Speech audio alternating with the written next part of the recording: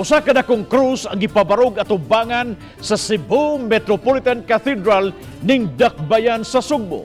Alang kini sa mga taong managkot og kandila ug mohalad og pag-ampo sa mga mahal sa kinabuhi nga mitaliwan na sa laing kalibutan. Kahinumduman nga gipasirad-an ang mga sementeryo ning panahon sa kalagkalag subay sa nagpadayong pandemya. Ani ang report. Sirado man ang tanang sementeryo apan wa kini makababag sa mga tawo nga mohandom sa ilang mga mahal sa kinabuhi nga mipanaw na.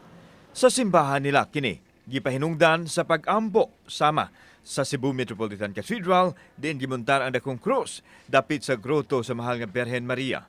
Adunay gibutang nga mga dakutanan sa kandila. Si Crisanto Baquero bisan og lisod ang iyang kahimtang sa panglawas ug nagsakay siyang wheelchair naningkamot kini sa pagpahinungod ug pag-ampo sa mga nangamatay bisan katong dili na niya miyembro sa pamilya. Alang sa akong tibuok, relative, friends, and those who needs to my prayer. Ilabi na karon adlaw sa mga santos, sila akong pahinungdan unas tanan kay ila marong adlaw.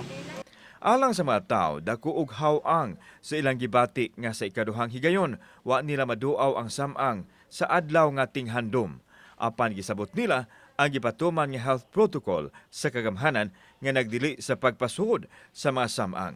Pamisa sad me, nya murag gihapon og kanang naami sa sementeryo. Pero mga to mi sa sementeryo ini ka open na. Kapanagkot mami sa sementeryo pero pagka 28 pa. Nya lahi big itong kuan. Lahi na gyud. So diri sa inyo magkampo. Yampo nga kanang maintag sunod tuig dili na inani. Kauban si Cleofer Lumayag, ako si Alan Domingo. Balitang Bisdak.